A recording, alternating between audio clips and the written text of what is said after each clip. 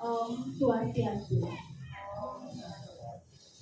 Assalamualaikum warahmatullahi wabarakatuh. Salam Namo Buddhaya. Salam sejahtera bagi kita semua. Salam sehat dan bahagia. Yang terhormat Ibu Kepala Sekolah SD Negeri 27 Pemecutan. Yang kami hormati Bapak Ibu pemateri dari calon guru penggerak Angkatan 9 Kota Denpasar. Yang kami hormati pula Bapak Ibu rekan guru yang berbahagia pada hari ini. Puji syukur kita panjatkan kehadiran Tuhan Yang Maha Esa, karena atas rahmat-Nya lah kita bisa berkumpul pada hari ini dalam rangka acara diseminasi budaya positif yang bertempat di SD Negeri 27 Pemecutan. Adapun susunan acara yang akan dipandu oleh Ibu Ayu Widi, kepada petugas dipersilakan. Bapak Ibu dimohon untuk berdiri.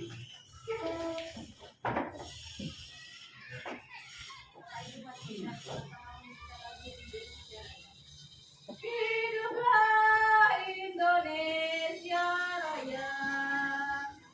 Indonesia tanah airku, tanah tumpah darahku. Di sanalah aku berdiri, jadi pandu ibu. Indonesia kebangsaanku, bangsa dan tanah airku. Marilah kita berseru, Indonesia bersatu. Hiduplah tanahku, hiduplah negeriku, bangsaku, rakyatku, semuanya. Bangunlah jiwanya, bangunlah badannya, untuk Indonesia Raya. Indonesia Raya, merdeka, merdeka, tanahku, negeriku yang ku cinta. Indonesia Raya, merdeka, merdeka, hiduplah Indonesia Raya. Indonesia Raya, merdeka, merdeka, tanahku, negeriku yang ku cinta. Indonesia Raya, merdeka, merdeka, hiduplah Indonesia Raya.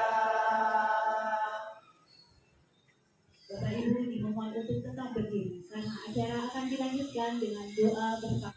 Mohon izin Ibu Kepala Sekolah doa yang pimpin secara langsung. Bapak Ibu semuanya, marilah kita menundukkan kepala sejenak. Kita berdoa menurut agama dan kepercayaan masing-masing. Semoga acara hari ini dapat berjalan dengan lancar. Berdoa dimulai.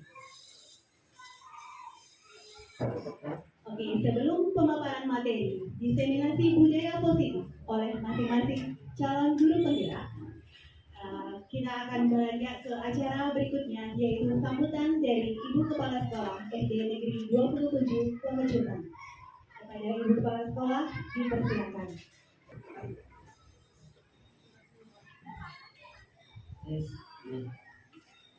Mohon izin duduk.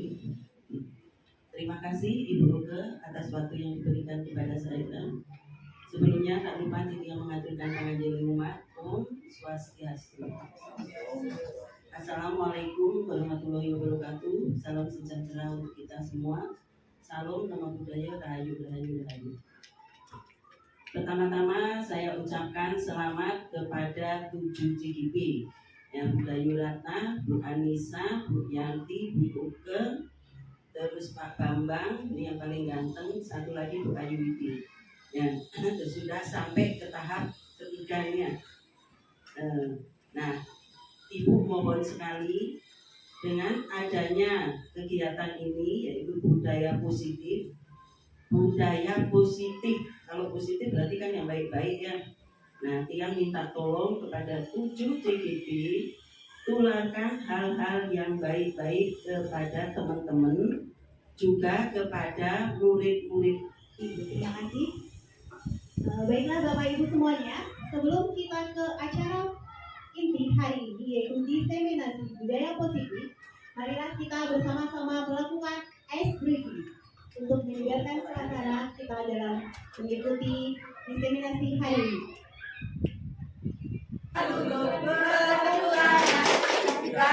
Buka tutup, tangan di pinggang ngekok, buka tutup, tangan di bahu ngekok, buka tutup,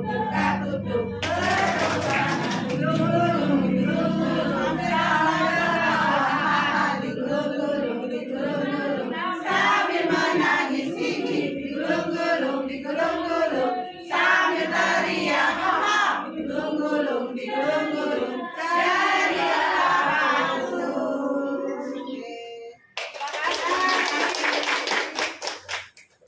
Hebat di negeri SD 27 Pengecutan. Marilah kita belajar bersama, berkolaborasi, serta saling mendukung dalam mewujudkan budaya positif di sekolah. Adapun budaya positif ini terdiri dari beberapa bagian yang akan dibawakan oleh kami dari calon guru penggerak Angkatan 9 Kota Denpasar. Materi tersebut terdiri dari 7 bagian. Pertama, perubahan paradigma belajar, disiplin positif, motivasi perilaku manusia, kebutuhan dasar manusia, 5 posisi kontrol dalam restitusi, keyakinan perilaku, dan yang terakhir, segitiga restitusi. Baiklah, untuk materi pertama dan kedua akan dibawakan oleh Bapak Bambang Suryawan.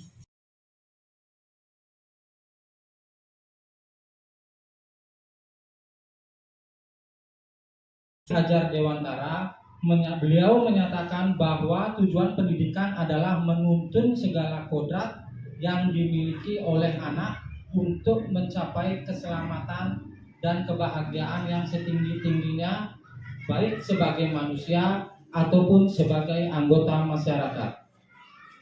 Nah, di sini ada 3 faktor yang mendukung. Yang pertama adalah murid yang tumbuh dalam kodrat alam dan kodrat zaman. Kemudian yang kedua ada sekolah. Sekolah adalah tempat persemaian benih-benih kebudayaan. Kemudian yang ketiga ada guru. Gurulah yang menuntun murid sesuai menciptakan lingkungan positif agar terbentuk suatu budaya positif adalah suatu program tanggung jawab kita sebagai seorang pendidik, sebagai seorang pemimpin pembelajaran. Suatu lingkungan yang aman dan nyaman akan memberikan murid kesempatan dan kebebasan untuk berproses, belajar, membuat kesalahan, belajar lagi, sehingga mampu menerima dan menyerap suatu pembelajaran. Kemudian di sini disiplin positif. Kebanyakan orang akan menggunakan kata disiplin dengan tata tertib, teratur, dan kepatuhan pada peraturan. Kata disiplin juga sering dihubungkan dengan hukuman, padahal itu sungguh berbeda. Karena belajar tentang disiplin positif tidak harus dengan memberi hukuman. Justru itu adalah salah satu alternatif terakhir yang bila perlu tidak digunakan sama sekali. Padahal seseorang yang memiliki disiplin diri berarti mereka bisa bertanggung jawab terhadap apa yang dilakukannya karena berdasarkan tindakan mereka pada nilai-nilai kebajikan universal atau norma yang dianggap positif. Untuk menciptakan disiplin positif tentunya bukan lagi menggunakan hukuman, melainkan dengan pembiasaan positif yang murid yakini tentang nilai kebajikan.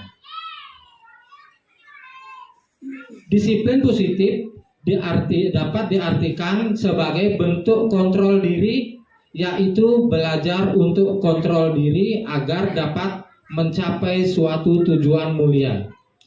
Tujuan mulia dari penerapan disiplin positif adalah agar terbentuk murid-murid yang berkarakter, berdisiplin, santun, jujur, peduli, bertanggung jawab, dan merupakan pembelajar sepanjang hayat sesuai dengan standar kompetensi lulusan yang diharapkan. Jadi tugas kita adalah menciptakan murid-murid yang memiliki disiplin diri. Ibu Ayu Widi, untuk Ibu Ayu Widi saya persilakan.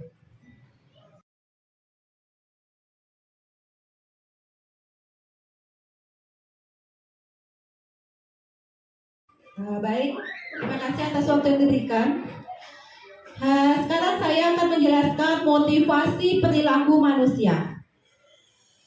Di dalam motivasi perilaku manusia, di sini ada 3 motivasi perilaku manusia. Yang pertama yaitu untuk menghindari ketidaknyamanan atau hukuman. Ya, itu termasuk di dalam motivasi eksternal. Kemudian yang kedua, untuk mendapatkan imbalan dari orang lain atau institusi, ya, yang juga masuk ke dalam motivasi eksternal.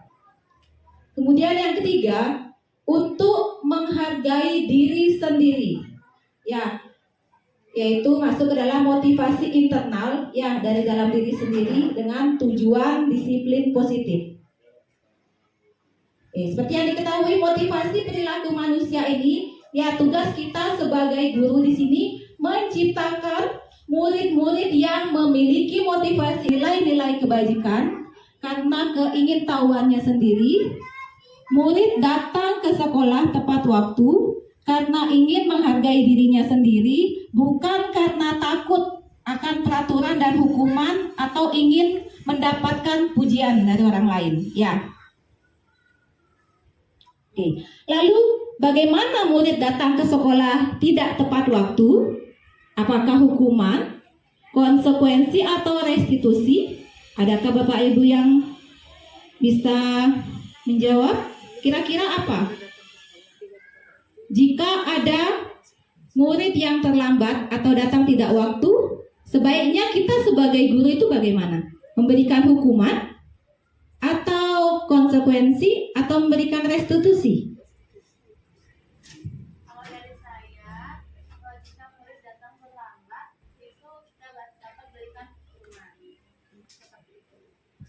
Misalkan hukumannya membersihkan jendela atau menulis, bisa di dalam kelas menulis lebih dari teman yang lain. Memberikan hukuman. Kalau Bu Novi memberikan hukuman, Bapak Ibu yang lain, sebaiknya hukuman itu baik tak diberikan untuk murid? Ya? Tidak. Oke. Ya, hukuman itu tidak baik. Ya, sebaiknya di sini kita memberikan restitusi. Ya, kita harus tahu apa itu restitusi. Restitusi adalah proses menciptakan kondisi bagi murid untuk memperbaiki kesalahan mereka. Ya, sehingga mereka bisa kembali pada kelompok mereka dengan karakter yang lebih kuat. Ya, seperti yang tadi, siswa datang terlambat, kita sebaiknya memberikan restitusi kembali kepada murid. Ya, untuk mencapai di sini hukuman, konsekuensi, dan restitusi. Perbedaan di antara ketiga ini, yang pertama, contohnya sesuatu yang menyakitkan harus terjadi. Contoh dari konsekuensi, sesuatu harus terjadi, dan restitusi di sini merupakan pilihannya. Yang kedua, contoh dari hukuman, ya, tidak nyaman, ya. Kalau murid itu tidak nyaman untuk murid atau anak dalam jangka waktu yang panjang diberikan hukuman. Kemudian konsekuensi di sini tidak nyaman untuk murid atau jangka waktu yang pendek, dan restitusi menguatkan untuk murid atau anak dalam jangka waktu yang panjang. Yang ketiga, korban mendapatkan keadilan. Hukuman di sini. Konsekuensi korban diabaikan, dan restitusi korban mendapatkan ganti. Hukuman selanjutnya, murid atau anak akan tersakiti di dalam hukuman tersebut. Dalam konsekuensinya, murid atau anak dibuat tidak nyaman karena konsekuensi yang sudah ditentukan. Restitusi, murid atau anak mendapatkan penguatan. Dalam menggunakan restitusi, di sini anak mendapatkan penguatan. Selanjutnya, di dalam hukuman, peraturannya adalah kayak gini-gini. Kamu harus gini-gini-gini. Ya, contohnya. Nah, konsekuensi apa peraturannya? Mampukah kamu melakukannya? Oke, terima kasih. Gitu aja konsekuensinya. Restitusi, apa yang kamu yakini? Kita bertanya dulu. Apa yang bisa kamu lakukan untuk memperbaiki masalah ini? Nah, itu contoh kalimat dari restitusi. Yang terakhir, murid di dalam hukuman, murid atau anak membenci peraturan tersebut. Ya, kalau sudah memberikan hukuman, pasti dalam diri murid itu pasti memiliki rasa kesal, benci pada guru karena sudah memberikan hukuman. Konsekuensinya, anak atau murid justru tidak menghormati peraturan tersebut. Restitusi, murid atau anak dapat menghormati dirinya sendiri dan juga orang lain.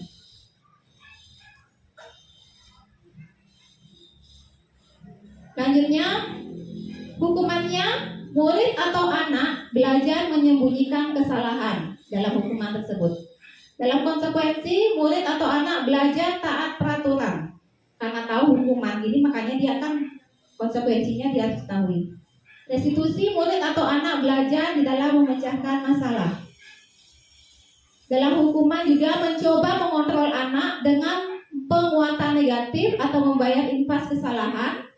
Konsekuensinya mencoba mengontrol anak dengan penguatan positif. Dan restitusinya, anak lebih paham bahwa dirinya sendiri yang memegang kendali kontrol tersebut. Dan pada hukuman, tiba-tiba tidak diharapkan namun sangat melukai. Nah, itu hukuman ya. Konsekuensinya sudah diketahui atau masuk akal. Restitusi kita bisa berikan berupa undangan atau memberikan, kita panggil muridnya untuk memberikan solusi atau merestitusi namanya. Kemudian hukuman itu ya jelas dibuat oleh guru itu sendiri. Konsekuensinya itu dibuat oleh guru dan murid yang kena sasarannya, dan restitusi yaitu dibuat oleh murid. Oke, yang terakhir, sekarang kita bisa lihat di sini, Bapak Ibu. Nah, tindakan yang bagaimana ini? Hukuman atau konsekuensi? Yang pertama. Yang ketiga, murid diminta untuk push up 15 kali karena tidak menggunakan masker ke sekolah. Hukuman atau konsekuensi? Oke, benar, hukuman. Menggantikan kertas tugas teman yang telah dicoret-coret. Hukuman atau konsekuensi? Konsekuensi, ya, konsekuensi. Membersihkan tumpahan air di meja tulis karena tersenggol pada saat belajar. Oke, konsekuensi. Murid disuruh untuk mengenakan sepatu seharian di sekolah karena tidak mengenakan sepatu hitam. Hukuman atau konsekuensi? Hukuman? Hukuman apa? Hukuman. Ya. Oke, dan yang terakhir, lari mengelilingi lapangan basket 2 kali karena terdapat 10 menit untuk pelajaran PJOK. Oke. Ternyata konsekuensi ya. Oke, tepuk tangan untuk Bapak Ibu semuanya. Oke, sudah melatih diri ya bagaimana tindakan guru di dalam hukuman atau konsekuensi. Selanjutnya di sini saya akan memaparkan sedikit ciri-ciri restitusi. Yang pertama, bukan untuk menebus kesalahan ya, namun kita belajar dari kesalahan. Kemudian yang kedua, memperbaiki hubungan. Yang ketiga, tawaran atau bukan paksaan. Yang keempat, restitusi menuntut untuk melihat ke dalam diri. Ya. Yang kelima, restitusi mencari kebutuhan dasar yang mendasari tindakan. Yang keenam, restitusi diri adalah cara yang paling baik. Restitusi fokus pada karakter, ya, bukan tindakannya. Restitusi juga fokus pada solusi. Dan yang terakhir, restitusi mengembalikan murid yang berbuat salah pada kelompoknya masing-masing. Dan selanjutnya akan dijelaskan oleh Bu Yanti Srinadi. Untuk Bu Yanti saya persilakan. Baik, terima kasih Bu Ayu Widya atas waktunya. Di kesempatan ini saya akan memaparkan kebutuhan dasar manusia. Yang pertama, kebutuhan bertahan hidup atau survival adalah kebutuhan yang bersifat fisiologis untuk bertahan hidup, misalnya kesehatan, rumah, dan makanan. Kebutuhan dasar yang kedua adalah kasih sayang dan rasa terima, atau dalam artian kebutuhan untuk diterima. Yang ketiga, penguasaan atau kebutuhan pengakuan atas kemampuan. Yang keempat, kebebasan atau kebutuhan akan pilihan. Bimo adalah seorang anak TKB, selalu berlari keluar kelas menuju jalan raya di depan sekolahnya yang ramai dengan kendaraan. Tingkahnya membuat Bu Guru Ani bingung dan seringkali lari mengejarnya. Ada beberapa kemungkinan jawaban yang diberikan Bimo. Jawaban Bimo yang pertama adalah, aku senang main kejar-kejaran dengan ibu guru, seru. Nah, kira-kira dari pernyataan Bimo ini, kebutuhan dasar manusia mana yang tepat? Apakah kebebasan? Bisa diunjuk tangan? Apakah kebebasan?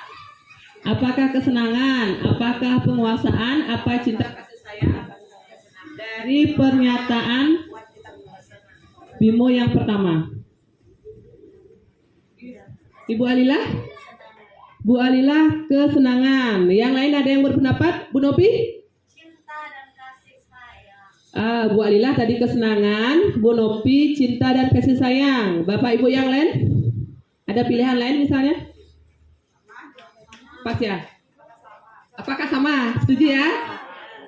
Sebagian setuju sama Bu Alilah, sebagian sama Bu Nopi ya. Dah. Sudah?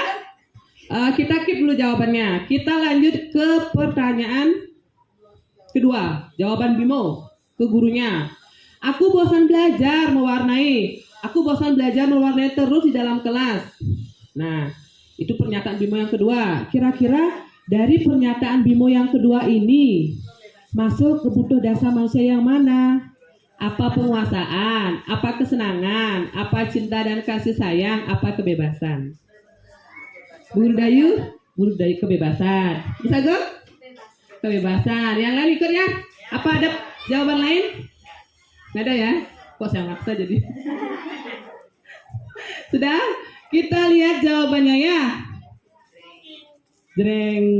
Tadi kesenangan siapa? Ibu Alilah ya. Ore, kita tepuk tangan buat Bu Alilah. Terima kasih. Maaf ya Bu Robi ya. Nanti kita belajar lagi. Kita sama-sama belajar. Yang kedua, kebebasan. Tadi siapa menjawab kebebasan? Bu Sagong sama Bu Dayu. Wih, keren. Ini calon-calon CGP berikutnya nih ya. Tepuk tangan. Wah. Nah, jadi dari pernyataan Bimo yang pertama, aku senang main kejar-kejaran dengan ibu guru, seru. Nah, jadi kebutuhan dasar di sini adalah kesenangan.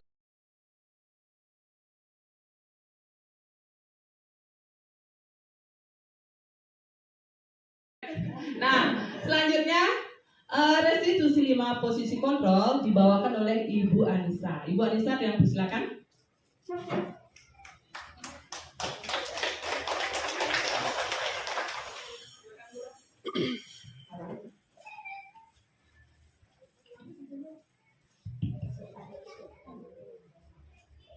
Oke, baik, selamat pagi Bapak Ibu. Selanjutnya materi mengenai restitusi 5 posisi kontrol akan saya jelaskan. Masih semangat ya Bapak Ibu? Oke, baik. Di sini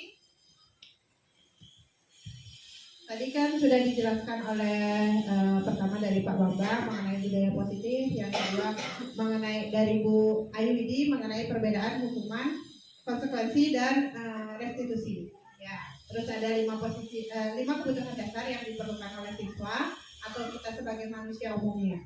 Nah, selanjutnya di sini 5 posisi kontrol. Ini terkait posisi kita sebagai guru ya, sebagai guru dalam menghadapi permasalahan anak-anak. Kita masih di posisi yang mana? Jadi di sini ada posisi yang pertama yaitu sebagai penghukum. Penghukum di sini adalah menyakitkan ya, menyakitkan bagi anak. Ya, baik itu menyakitkannya secara fisik maupun verbal. Kalau konsekuensi dia bentuk tanggung jawab dari apa yang sudah siswa lakukan. Namun di sana solusi masalahnya masih dari guru. Jadi bukan dari siswa menyadari kesalahannya, terus dia berpikir solusinya. Tapi kalau sudah direstitusi, kita berharapnya siswa mampu menyelesaikan masalahnya sendiri. Jadi dia mampu menyadari kesalahannya dan menjadi pribadi yang lebih baik. Terus yang terakhir yaitu, nah ini yang diharapkan ya, posisi manajer inilah yang diharapkan dimiliki oleh seorang guru. Jadi manajer ini adalah posisi di mana guru berbuat sesuatu bersama dengan murid. Mempersilahkan murid mempertanggungjawabkan perilakunya. Mendukung murid agar dapat menemukan solusi atas permasalahannya sendiri. Jadi solusi dari masalahnya bukan lagi dari guru, bukan dari peraturan, tapi dari hal yang sudah mereka yakini. Ya. Oke, di sini ada 5 ya posisi kontrol. Selanjutnya, nah di sini bedanya, kalau di sini ya identitas gagal itu adalah penghukum dan pembuat rasa bersalah. Dan di sini untuk yang mengharapkan imbalan atau ketergantungan. Jadi kayak seperti tadi dijelaskan kan ada 3 motivasi perilaku manusia. Jadi yang pertama itu karena takut untuk dihukum, ya. Yang kedua itu adalah ketika adanya diberikan imbalan atau penghargaan baru. Tapi kedua motivasi itu hanya akan berlaku sementara. Kalau misalnya dihukum, rasanya anak-anak kan akan tersakiti. Sehingga dia menjadi malas untuk ke sekolah misalnya, seperti itu. Atau ketika dia diberikan penghargaan, tapi ketika diberikan penghargaan terus lama-lama dia jadi bosan. Misalnya pemberian bintang, udah lama-lama cuma segitu aja. Jadi itu hanya bertahan sementara saja. Bagaimana cara memperbaiki diri untuk menjadi pribadi yang lebih baik ke depannya. Nah, jadi di sini Bapak Ibu sudah bisa memahami ya perbedaan 5 posisi kontrol di sini. Sudah? Kalau sudah, mari kita lihat selanjutnya. Nah, ketika ada pernyataan guru seperti ini, saya kecewa sekali dengan kamu. Kira-kira guru ini mengambil posisi kopi, bagaimana cara memperbaiki diri untuk menjadi pribadi yang lebih baik ke depannya. Nah, jadi di sini Bapak Ibu sudah bisa memahami ya perbedaan 5 posisi kontrol di sini. Sudah? Sudah. Baik, kalau sudah, mari kita lihat selanjutnya. Nah, ketika ada pernyataan guru seperti ini, saya kecewa sekali dengan kamu. Kira-kira guru ini mengambil posisi pembuat rasa bersalah ya, hanya penghukum. Oke, di sini ada 2 jawaban ya dari Miss Eva. Di sini adalah pembuat rasa bersalah. Kalau dari Bu Winda di sini adalah penghukum. Saya kecewa sekali dengan kamu. Oke, baik. Bapak Ibu yang lain, ada pendapat yang lain? Baik, kita lihat ya. Oh ya, ternyata yang benar dari Miss Eva ya. Jadi di sini pembuat rasa bersalah ya. Jadi kalau penghukum itu lebih ke dia menyakiti secara verbal maupun fisik ya. Kalau ini saya kecewa sekali dengan kamu. Jadi lebih ke pembuat rasa bersalah. Oke. Jadi di sini saya ada tepuk 2 jempol ya. Jadi kita berikan tepuk 2 jempol untuk Miss Eva. Jadi saya contohkan terlebih dahulu.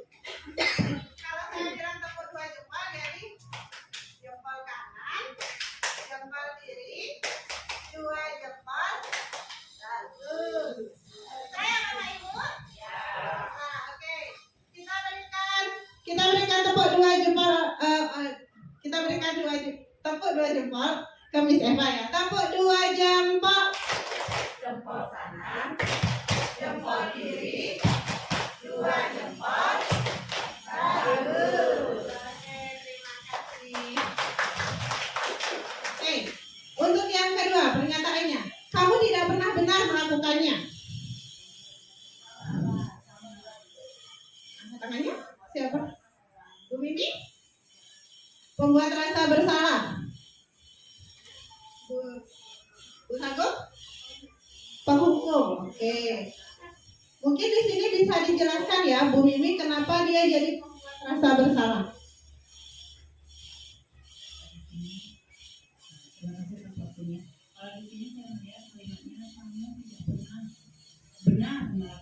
Sebagai penghukum karena seperti gurunya mengatakan kekerasan verbal, jadi bisa menyakiti hati siswa. Jadi seperti itu. Terima kasih. Oke, sebelum kita tahu jawabannya, kita berikan dulu tepuk 2 jempol ya untuk Bu Mimi dan Bu Sagung karena mau menjawab pertanyaan saya. Ya, oke, baik, tepuk 2 jempol. Jempol kanan, jempol kiri, 2 jempol. Bagus. Kita lihat ya di sini, kamu tidak pernah benar melakukannya. Di sini sebagai penghukum, benar sekali apa yang dikatakan oleh, sebenarnya tadi Bu Mimi sudah bilang ya, kayak menjustifikasi, jadi sudah seperti memvonis siswanya bahwa siswa itu tidak pernah melakukan dengan yang benar. Jadi itu seperti hukuman verbal, betul sekali ya. Terus yang ketiga, ayolah lakukan demi ibu atau bapak. Misalnya, ayolah lakukan demi ibu atau ayolah lakukan demi bapak. Nah, ini posisi kontrol yang diambil. Ya, Bu Halila? Sebagai teman. Oke, ada yang lain? Ayo, apalagi tadi yang 5 jadi ingat-ingat. Oke, ada yang lain? Ya, oke, baik, kita lihat ya jawabannya, yaitu ya benar sekali ya Bu Halila, ini adalah sebagai posisi teman.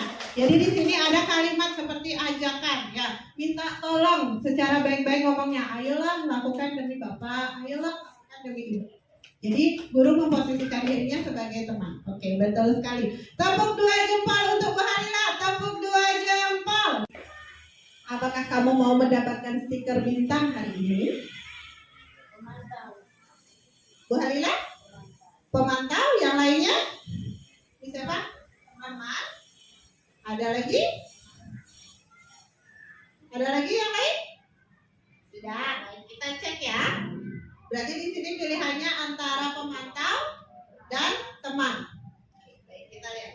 Jadi yang benar di sini adalah pemantau ya, betul sekali ya. Jadi dia mendapatkan ada penghargaan yang diberikan. Terus yang ke-5, pernyataannya adalah bagaimana kamu bisa menyelesaikan masalah ini? Bagaimana kamu bisa menyelesaikan masalah ini? Manajer, semua setuju ya? Manajer, baik. Ya, betul sekali ya. Ketika kita sudah meminta kepada siswa, menanyakan ke siswa bagaimana dapat menyelesaikan masalah ini. Jadi membiarkan siswa untuk berpikir, ya, memahami nilai-nilai keyakinan yang sudah dia peroleh. Terus yang terakhir, kamu selalu paling terakhir. Kamu selalu yang paling terakhir. Berarti ini adalah ya betul sekali penghukum karena di sini menggunakan kalimat yang menyakitkan ya. Jadi kamu selalu memberikan murid selalu menjustifikasi, memvonis sehingga membuat siswa merasa disakiti. Oke, untuk segitiga restitusi, baik dari saya cukup sekian. Untuk segitiga restitusi akan dijelaskan oleh rekan saya kepada Ibu Dayu, dipersilakan.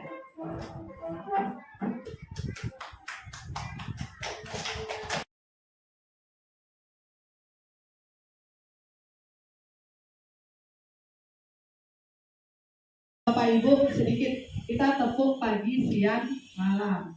Jika tepuk pagi, silakan 1 kali tepuk. Siang 2 kali, sore 3 kali, dan malam tidak tepuk. Ya, konsentrasi.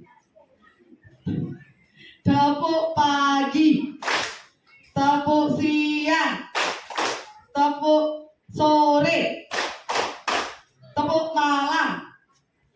Ya, bagus sekali. Oke, lagi sekali tepuk malam, Bapak Ibu.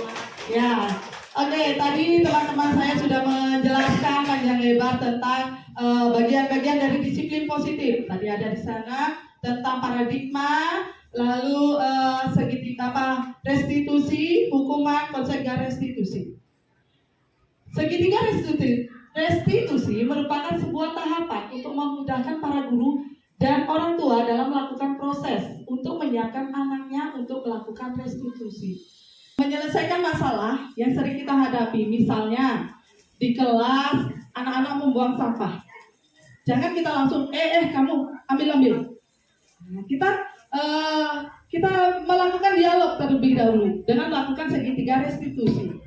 Ya. Nah, selanjutnya segitiga restitusi adalah suatu proses dialog yang saya bilang tadi, yang dijalankan oleh guru atau orang tua agar dapat menghasilkan murid yang mandiri dan bertanggung jawab.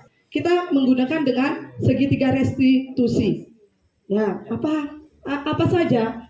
Nah, masalah itu supaya kita mengajarkan siswa itu bertanggung jawab. Oh, berarti saya salah. Tidak langsung menghukum dia, kamu salah, kamu harus begini. Nah, kita tidak boleh lagi menghukum anak. Seperti tadi, suruh nulis 100 kata, 1000 kata, suruh lari keliling. Nah, tetapi kita berdialog, kita tanyakan, apa masalahnya? Bisa nggak memperbaikinya? Nah, seperti itu. Nah, kita lihat segitiga restitusi itu apa saja. Di sini, yang pertama adalah menstabilkan identitas. Kita bertanya, setiap orang pasti pernah melakukan kesalahan. Seperti itu kita ngomong. Kamu bukan satu-satunya yang pernah melakukan hal ini. Yang kedua, validasi tindakan yang salah. Kita memvalidasi kesalahan dia apa. Misalnya membuang sampah. Nah, kamu tahu nggak? Kamu berbuat salah. Apa yang kamu lakukan tadi? Nah, seperti itu. Ini ada beberapa pertanyaan yang bisa Bapak Ibu ucapkan. Misalnya, kamu tentu punya alasan mengapa melakukan itu. Lalu, adakah cara yang lebih efektif untuk mendapatkan apa yang kamu butuhkan? Nah, yang terakhir adalah menanyakan keyakinan. Ya, kita harus nanti sebelum melakukan itu kita membuat keyakinan. Baik keyakinan di sekolah maupun keyakinan di kelas. Apa itu keyakinan kelas? Bagaimana kita membuat keyakinan kelas sehingga siswa itu bisa bertanggung jawab untuk menyelesaikan masalahnya. Nah, di sini dalam menanyakan keyakinan, kita bisa bertanya tentang keyakinan kelas apa yang telah kita sepakati. Kamu ingin menjadi orang yang seperti apa? Seperti itu, ada beberapa pertanyaan. Kita akan membahas lebih detail tentang apa itu menstabilkan identitas. Ya. Untuk membuat anak yang merasa gagal karena berbuat salah menjadi positif terhadap dirinya. Guru berkata, kita harus di sini kita diajarkan untuk tidak memarahi anak di depan orang-orang. Ya, sebenarnya ya itu salah satu disiplin positif yang harus kita terapkan. Makanya kita melakukan dialog, panggil dia ke ruang guru. Kita ganti bahasanya dengan kalimat positif. Misalnya, berbuat salah itu hal yang manusiawi. Ya, kita ganti bahasa. Lalu, tidak ada manusia yang sempurna. Siapa yang benar, siapa yang salah? Bapak Ibu lebih tertarik untuk menyelesaikan masalah. Kalau kamu menyalahkan dirimu sendiri terus-menerus, apakah kamu bersikap baik pada dirimu sendiri? Seperti itu. Itu kalimat yang bisa kita pakai sebelum kita langsung bertanya. Kita tanya dulu. Nah, seperti itu kalimat pemukanya. Lalu selanjutnya baru Nah, validasi tindakan yang salah yaitu membantu murid mengenali basic need atau kebutuhan dasar yang ingin dipenuhinya ketika melakukan kesalahan itu. Tadi kita sudah membahas tentang kebutuhan dasar. Apakah ingin dia mungkin, siapa tahu dia pengen mencari perhatian, dia ingin seperti itu. Nah, pada dasarnya setiap tindakan manusia tujuannya adalah memenuhi kebutuhan dasar. Apakah itu penguasaan, kebebasan, kasih sayang, dan rasa diterima, kesenangan, atau bertahan hidup. Guru dapat berkata seperti ini, kita dalam memvalidasi. Kamu bisa saja kan melakukan hal yang lebih buruk, tapi kamu tidak melakukannya kan? Bisa saja, misalnya dia membuang sampah. Kamu pasti punya alasan mengapa melakukannya. Misalnya, kenapa kamu membuang sampah, nak? Apa alasannya? Nah, seperti itu. Mungkin dia ada alasannya, Pak Bu, mungkin tertiup angin, seperti itu. Jadi jangan menyalahkan. Kita validasi dulu tindakan salahnya.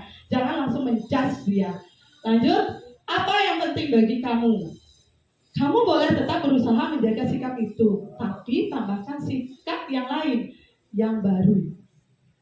Maukah kamu belajar cara lain untuk mendapat yang kamu butuhkan tanpa harus memukul? Apakah kamu bisa melakukan dengan lebih baik besok lagi? Nah, kita tanya dulu, bisa nggak kamu merubahnya? Nah, lalu setelah kita dapatkan itu, memvalidasi kesalahannya, tindakan yang salah, kita tanyakan keyakinannya, menanyakan keyakinan. Nah, menanyakan keyakinan. Anak melihat kesalahannya dihubungkan dengan norma sosial dan nilai-nilai yang mendasari manusia berinteraksi dengan orang lain. Ya, kita tanyakan. Misalnya, apa nilai yang kita percayai di kelas atau sekolah kita? Nilai-nilai universal apa yang telah kita sepakati? Kelas yang ideal itu seperti apa sih? Misalnya, kelas ideal itu seperti apa? Oh, misalnya tidak suka mengejek. Kita buat keyakinan kelas. Makanya sebelum mengajar kita buat keyakinan kelas. Anak-anak, kalian sudah menyepakati, sepakat untuk tidak melakukan tidak buang sampah misalnya. Jadi anak-anak sadar, oh iya, saya yang buat. Keyakinan kelas itu ada dari dirinya mereka, bukan peraturan. Bukan peraturan, itu keyakinan kelas ada dalam diri.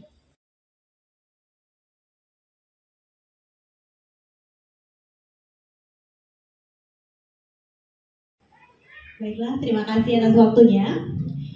Di sini saya akan membawakan materi yang terakhir, yaitu keyakinan kelas. Bapak Ibu semuanya, tadi sudah dijelaskan oleh Bu Dayu, yaitu tentang segitiga restitusi.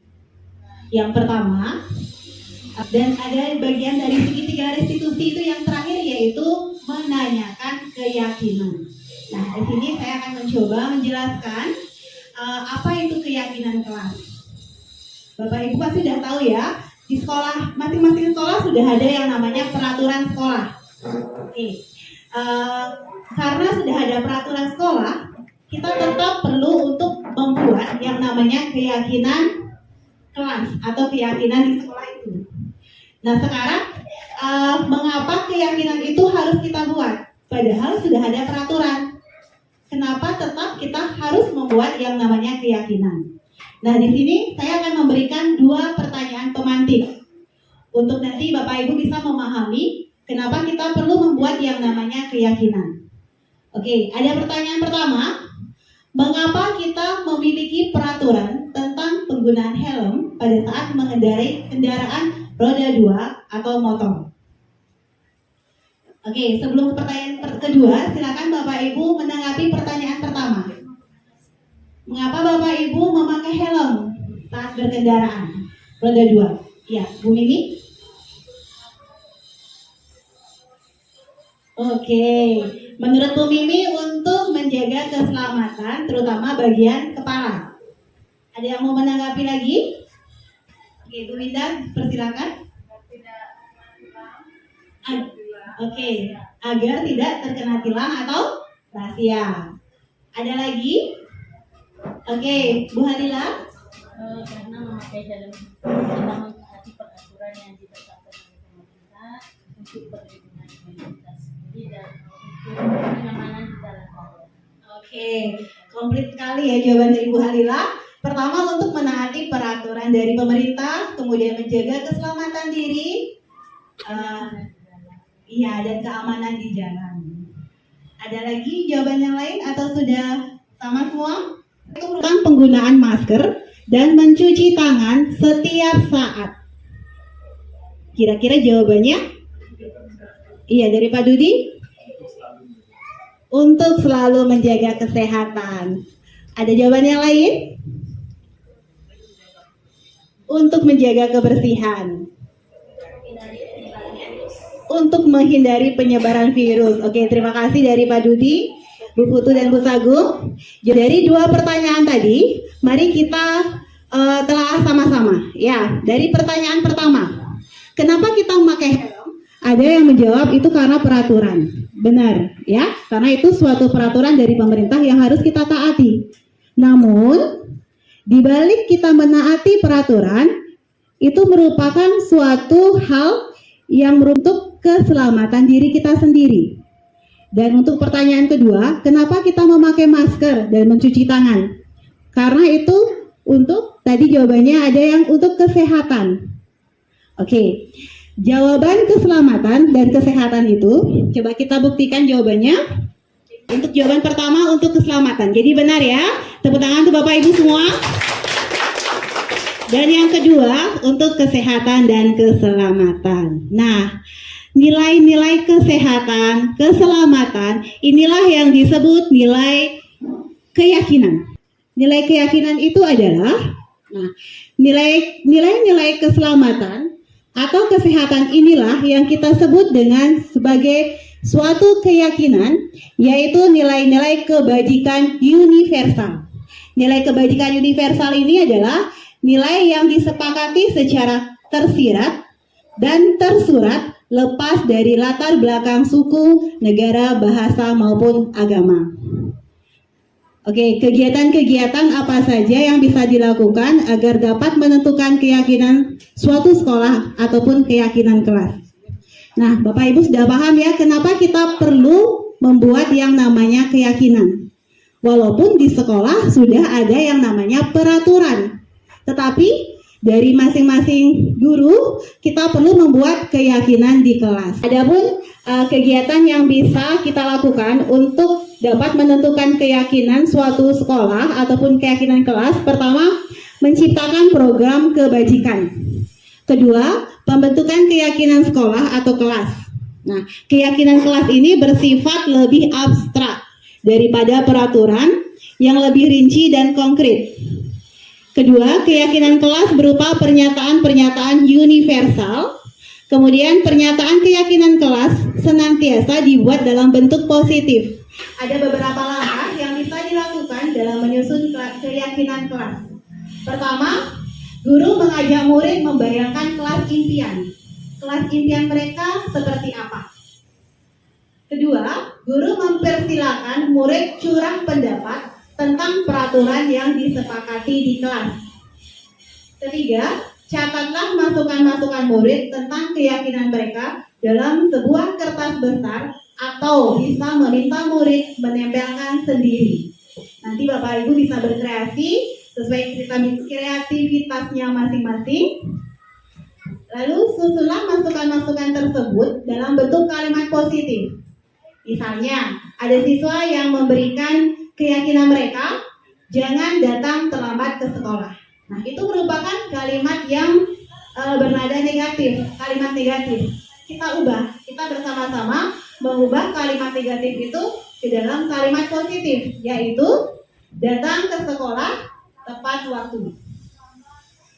Berikutnya, tinjau kembali daftar curang pendapat yang sudah dicatat. Mungkin masih terdapat pernyataan yang berupa peraturan. Selanjutnya, ajak murid-murid untuk menemukan nilai kebajikan atau keyakinan yang dituju dari peraturan tersebut. Nilai kebajikan ini akan menjadi sebuah payung.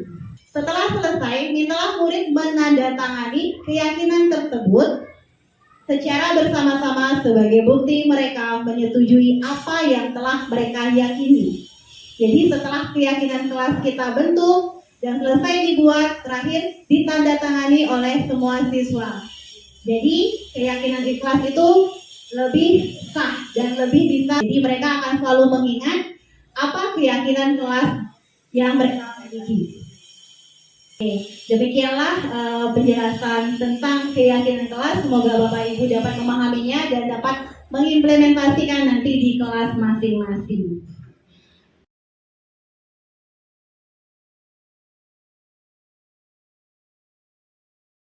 Kepada Pak Bambang dipersilakan.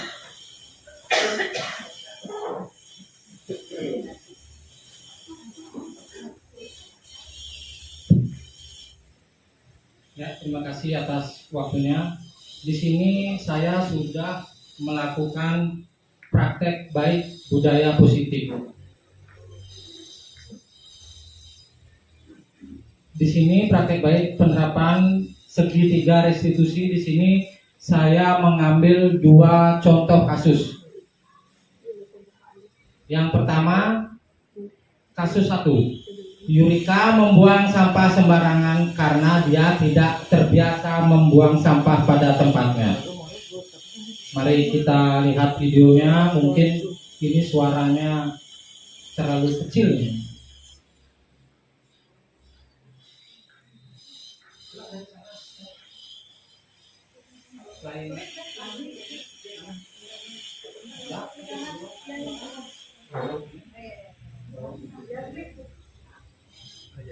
Ya, kita saksikan dulu videonya.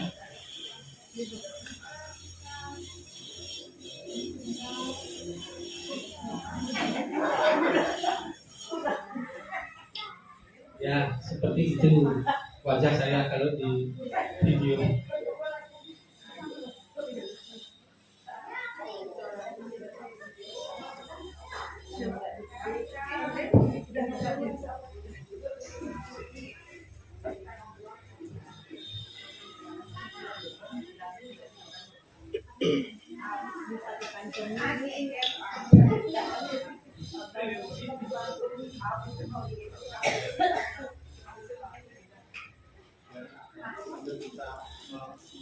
Ada di sini.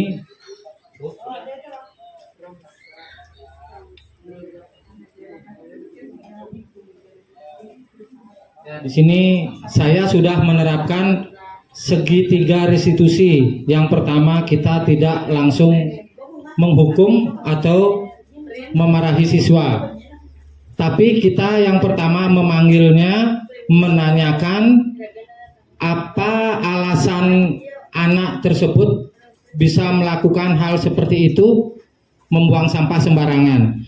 Ternyata si Yurika ini dia mengatakan bahwa dia sudah terbiasa membuang sampah sembarangan. Itu untuk di rumah dia, karena tempat sampahnya jauh. Itu alasan dari Yurika. Maka di sini saya memberikan pengertian, penjelasan bahwa itu tidak boleh dilakukan. Kemudian saya juga sudah menanyakan keyakinan kelas, karena kita sudah membuat keyakinan kelas. Keyakinan kelas yang dilanggar adalah yaitu yang salah satunya menjaga kebersihan lingkungan sekolah. Itu berarti dia melanggar keyakinan menjaga kebersihan lingkungan sekolah. Sekarang kita ke kasus yang kedua. Deva tidak mengumpulkan tugas di kelas. Deva mengantuk karena semalaman bermain sosial media. Saya memanggil salah satu siswa karena dia tidak mengumpulkan tugas, karena dia mengantuk. Padahal dia pada saat itu sekolah, tetapi dia tidak mengumpulkan tugas. Kemudian saya bertanya, kenapa dia melakukan hal itu? Ternyata si siswa ini dia bermain HP, menonton TikTok, dia bermain media sosial sampai larut malam, sehingga pada saat jam pembelajaran dia mengantuk. Kemudian saya menanyakan keyakinan yang mana yang dia langgar dari keyakinan yang telah disepakati. Jadi dia melanggar disiplin dan tanggung jawab karena dia tidak mengumpulkan tugas. Jadi di situ dia termasuk keyakinan kelas tentang tanggung jawab dan disiplin. Sekarang tentang keyakinan kelas. Di sini saya membuat keyakinan kelas bersama murid kelas 3A. Karena di sini tidak bisa menampilkan video, saya tampilkan foto saja cara membuat keyakinan kelas yang diimpikan. Kita memberikan kesempatan kepada masing-masing siswa untuk menuliskan keyakinan kelasnya. Apa yang ingin dia sampaikan atau dia tulis boleh, bebas. Nanti akan disaring mana yang akan kita pakai. Ini hasil-hasilnya mungkin bisa terlihat dari tempat duduk Bapak Ibu. Ya, bisa terlihat gambarnya kalau tulisannya memang susah untuk dilihat. Ya, Bu Anissa disetel lagi videonya, ini video terakhir dari saya. Mudah-mudahan ada suaranya.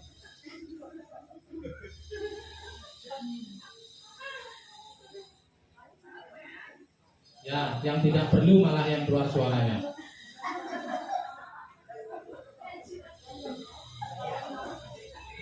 Ini video hasil akhir dari keyakinan kelas.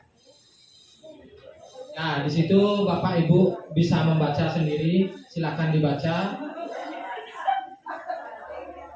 Nah, demikian praktek baik yang sudah saya lakukan. Berikutnya bisa dilanjutkan dengan Bu siapa lebih dulu, Bu Yanti. Silakan untuk Bu Yanti.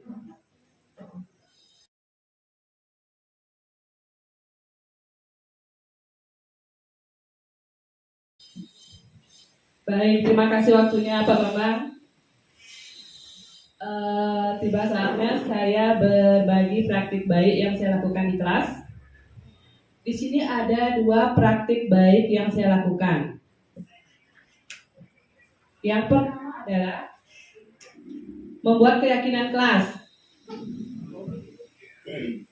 Yang kedua, penerapan segitiga restitusi.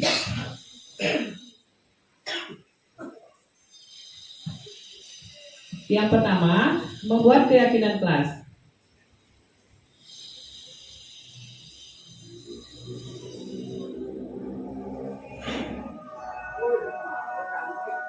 Ya, membuat keyakinan kelas di kelas 1B. Bapak Ibu bisa langsung simak di slide-nya ya. Keyakinan kelas ini saya buat sebagai salah satu contoh penerapan budaya positif di sekolah, di mana saya mulai dari pembuatan keyakinan kelas di kelas 1B. Keyakinan kelas ini dibuat bersama dengan murid-murid saya sendiri. Setelah semua siswa menempelkan sticky note berikut, mereka saya ajak bersama-sama menyimpulkan dan menyepakati kesepakatan kelas yang kita pilih. Nah, di sini ada foto-foto atau dokumentasi kesepakatan kelas yang saya buat.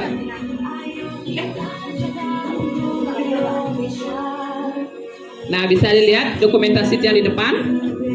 Anak-anak menempelkan satu persatu keyakinan kelas yang mereka tulis.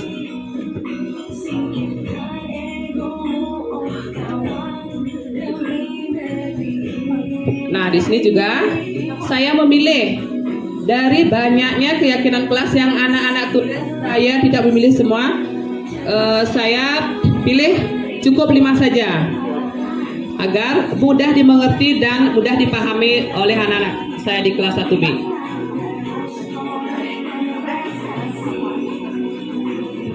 Nah, keyakinan kelas yang saya pilih dari banyaknya, yaitu yang pertama adalah datang ke sekolah tepat waktu. Yang kedua, tidak ribut saat belajar di kelas. Yang ketiga, mengumpulkan tugas tepat waktu. Yang keempat, saling menghargai sesama teman. Yang terakhir, mentaati peraturan sekolah. Dari banyaknya keyakinan kelas yang anak-anak buat, saya rangkum menjadi 5. Inilah kesepakatan kelas saya di kelas 1B. Yang kedua adalah penerapan segitiga restitusi saya di kelas.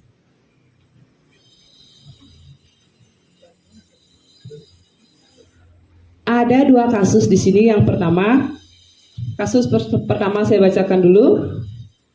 Salah satu siswa, yaitu siswa saya bernama Indira, bertengkar dengan teman sekelasnya, yaitu bernama Agus. Karena Agus sering mencontek pekerjaannya Indira. Bukan hanya PR, tugas-tugas sehari pun Agus sering sekali mencontek ke Indira, sehingga membuat Indira marah. Dan tanpa sengaja Indira memaki-maki si Agus ini, kemudian menggebrak meja.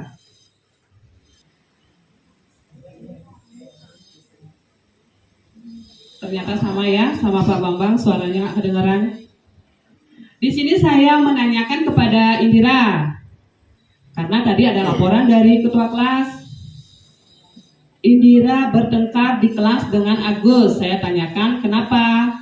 Sama seperti Pak Bambang tadi, kita tidak langsung menghukum anak tersebut, tetapi kita tanya alasannya kenapa Indira marah.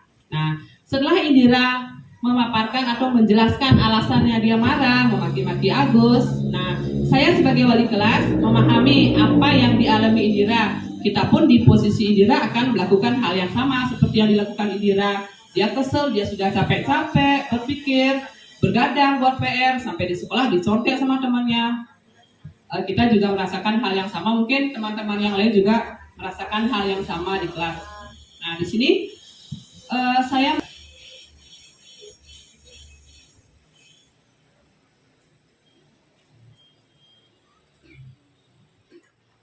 sudah.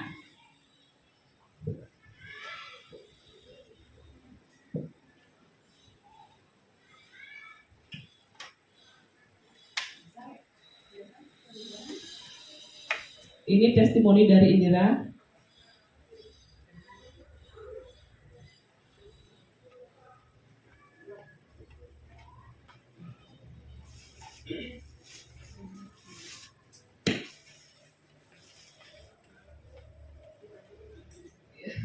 Di sini testimoni dari Indira adalah Indira merasa senang dan sudah lega. Jadi dia sudah bisa meredam emosinya dengan dipanggil oleh wali kelasnya sendiri, dan dia sudah bisa mengetahui apa kesalahannya, dan untuk memperbaiki ke depan dia akan berusaha lebih sabar lagi untuk menghadapi teman-teman seperti itu. Itu kasus saya yang pertama. Kemudian kasus yang kedua.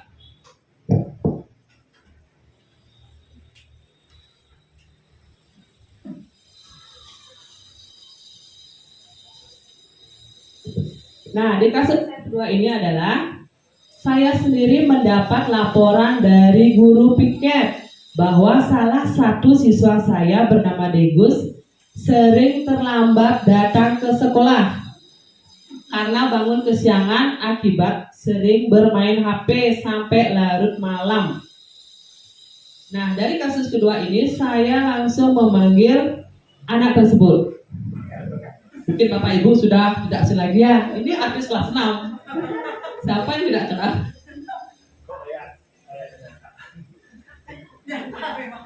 Wah, wali kelasnya nih, hebat wali kelasnya ini. Nah, di sini wali kelasnya ikut berkomentar maksudnya di sini.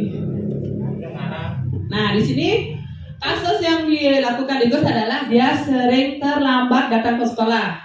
Dalam 2 minggu hampir 5 kali terlambat datang ke sekolah, laporan dari guru piketnya ke wali kelas. Kemudian saya sebagai guru memanggil Degus di sini. Saya tanyakan, kenapa kamu sering terlambat? Alasannya apa? Dan alasannya dia adalah sering bermain gadget sampai larut malam, sehingga paginya dia bangun kesiangan. Itu yang terjadi berulang-ulang kali. Nah, dan di sini juga saya menegur kesepakatan kelas mana yang sudah dia langgar. Akhirnya Degus ini menyadari dia melanggar kesepakatan kelas tentang kedisiplinan. Nah, kemudian dari kasus 2 ini saya dapat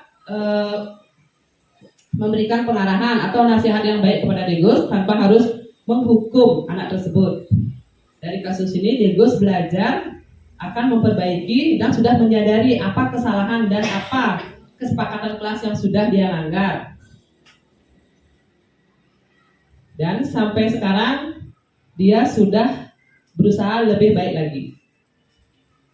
Dan ini adalah testimoni dari anak didik tersebut.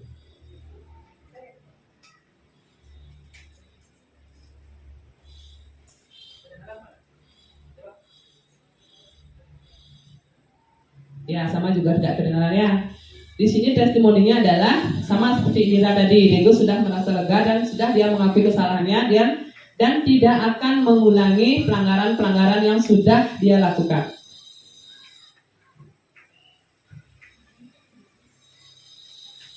Demikianlah kasus-kasus yang ada di kelas saya atau praktik baik yang sudah saya lakukan di kelas 1B.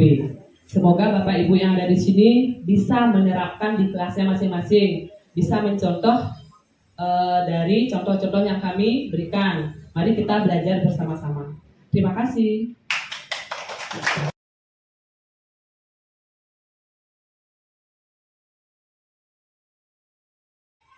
Nah, baik, terima kasih atas waktu yang diberikan. Saya akan berbagi praktik baik yang telah saya lakukan mengenai budaya positif. Yang pertama, saya melakukan praktik baik mengenai segitiga restitusi di sini yang sudah dijelaskan tadi. Langkah yang pertama, menstabilkan identitas, memvalidasi tindakan yang salah, dan menanyakan keyakinan. Kesalahan dan mencari solusinya. Berikut videonya. Nah, ini ketika murid saya, ini bernama Ahmad Rio ya, dia datang terlambat ketika pembelajaran matematika sudah dimulai. Oke, saya menanyakan, kemudian saya mempersilahkan duduk, kemudian nanti baru saya panggil Ahmad Rio-nya dan menanyakan kenapa dia bisa terlambat ya.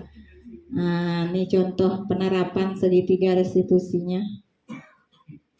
Yang pertama, seperti yang dijelaskan tadi, menstabilkan identitas di sini. Saya menanyakan kepada Ahmad Rio mengapa bisa terlambat datang ke sekolah. Ya, karena dia sudah 3 hari tidak sekolah. Ya, karena begadang katanya. Begadang diajak sama orang tuanya nonton TV gitu. Kemudian saya menanyakan tindakan, memvalidasi tindakannya yang salah. Kemudian saya memberikan pertanyaan lagi bagaimana solusinya biar Rio nanti di kemudian hari tidak terlambat lagi seperti itu. Ternyata Ahmad Rio, saya tanya, masih ingat nggak tentang keyakinan kelas yang telah kita sepakati bersama? Ternyata dia masih ingat, ya, untuk datang atau hadir tepat waktu. Oke, dan dia juga berjanji tidak akan mengulangi kesalahannya dia lagi untuk datang terlambat ke sekolah. Nah, ini sini Zelanya.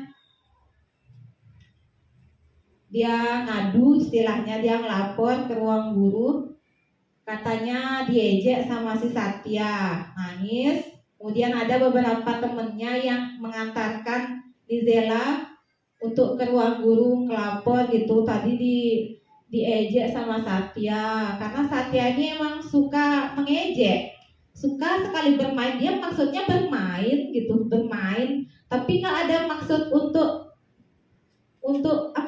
membuat teman menangis. Emang ini Nezelanya aja yang mungkin terlalu bawa perasaan gitu, jadinya Nezelanya menjadi nangis. Ya, kemudian saya melakukan penerapan segitiga restitusinya. Saya memanggil Komang Satya.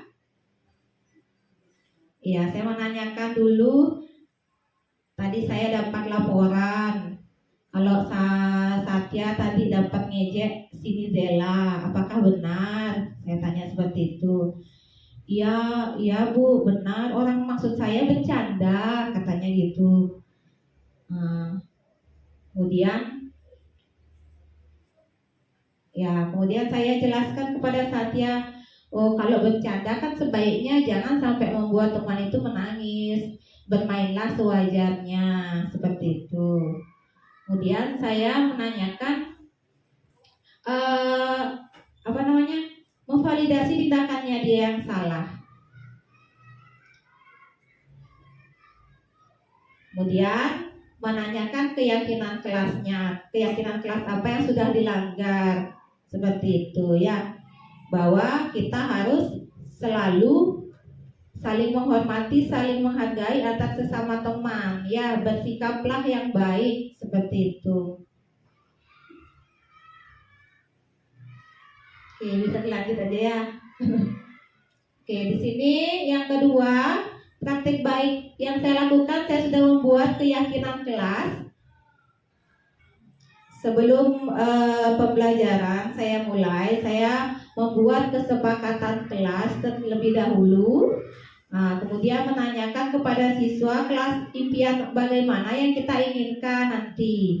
Nah, seperti itu. Kemudian siswa mencurahkan apa yang ingin dia inginkan di kelas tersebut. Seperti hadir tepat waktu. Nah, selalu menjaga kebersihan kelas. Ya. Nah, kemudian saya minta untuk anak menuliskan yang anak-anak inginkan di kertas sticky note, untuk menuliskan apa yang anak-anak inginkan, dan kemudian kita sepakati bersama ya keyakinan kelas apa yang saya menginginkan anak-anak itu bisa mengutarakan keinginannya dia dulu sendiri. Saya meminta siswa untuk menuliskan di kertas, kemudian menempelkan di papan, di papan tulis dulu. Kemudian nanti saya akan buatkan seperti papan pajangan yang nanti anak-anak lain juga bisa mengingat atau menerapkan keyakinan yang disepakati. Oke, ini tentang keyakinan kelas. Ya, saya menyuruh anak-anak untuk menempelkan pendapatnya atau keyakinan apa yang diinginkan oleh anak untuk menempelkan di papan tulis. Ya, kemudian, nah inilah keyakinan kelas 2C. Yang pertama, untuk datang tepat waktu, dan yang kedua, selalu menjaga kebersihan kelas. Ketiga, berdoa sebelum dan sesudah belajar. Keempat, mengerjakan tugas atau PR tepat waktu. Dan yang kelima, bersifat jujur, sopan santun, dan bertanggung jawab. Oke, sekian praktik baik yang saya lakukan. Mungkin nanti biar Bapak Ibu yang lain juga mungkin bisa mempraktekkannya di kelas masing-masing. Oke, terima kasih.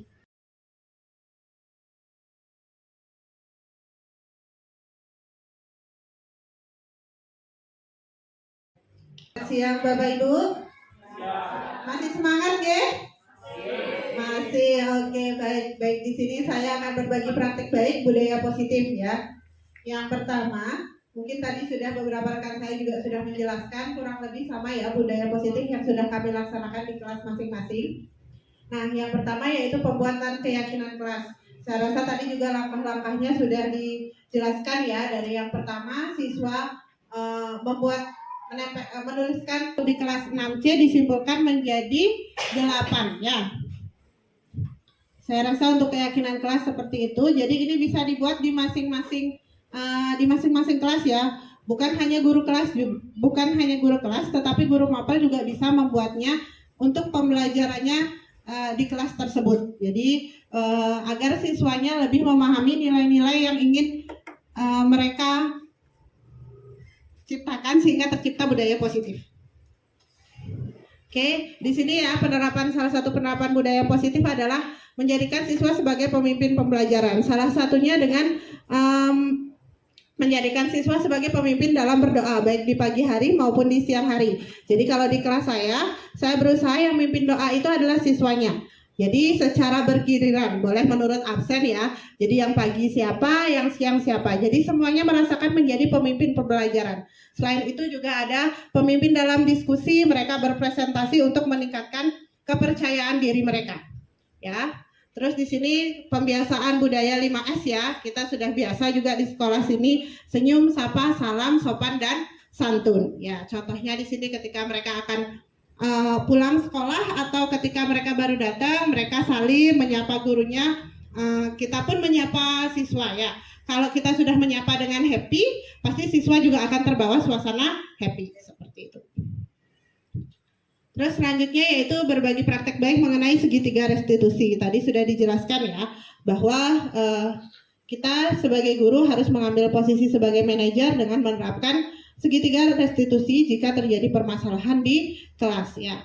Di sana ada dalam segitiga restitusi ada 3 bagiannya. Yang pertama yaitu menstabilkan identitas, yang kedua validasi tindakan yang salah, kemudian yang ketiga adalah menanyakan keyakinan. Nah, skenario kasus yang pertama adalah Arjuna yang tidak mengerjakan tugas. Di sini adalah tugas yang tidak dikerjakan berupa PR ya. Yang pertama, Arjuna adalah siswa kelas 6C SD Negeri 27 Pemecutan. Saat Ibu Anissa masuk kelas, Arjuna terlihat kebingungan dan sibuk mengerjakan sesuatu. Ibu Anissa kemudian menghampiri Arjuna, ternyata Arjuna belum mengerjakan PR matematika yang akan dinilai sebentar lagi.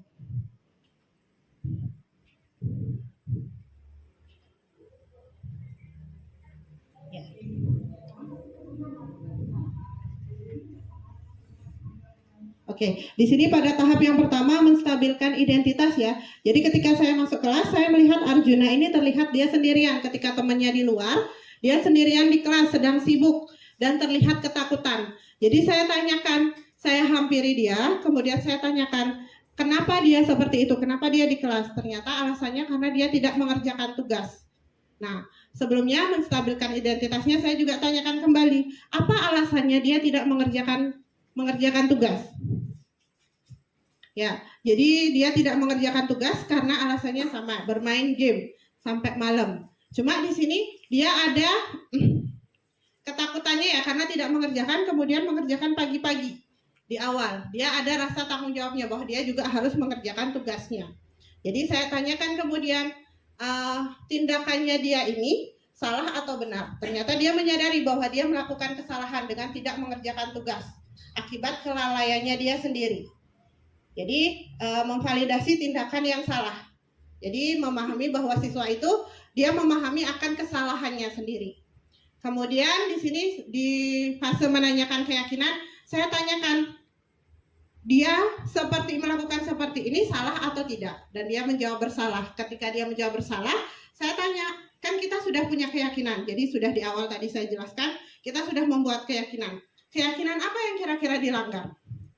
Nah, di sini dia menjawab, Arjunanya menjawab keyakinan yang dia langgar adalah bertanggung jawab dalam tugas. Jadi dia tidak bertanggung jawab dalam tugas. Nah, saya tanyakan setelah dia menjelaskan, saya tanyakan kembali solusinya bagaimana. Mungkin ini di awal dia sudah ya, solusinya adalah dengan mengerjakan tugasnya langsung sebelum bel masuk mulai. Jadi setelah itu saya tanyakan solusinya, solusi yang lain bagaimana. Bukan hanya mengerjakan tugas, tapi dia berjanji bahwa dia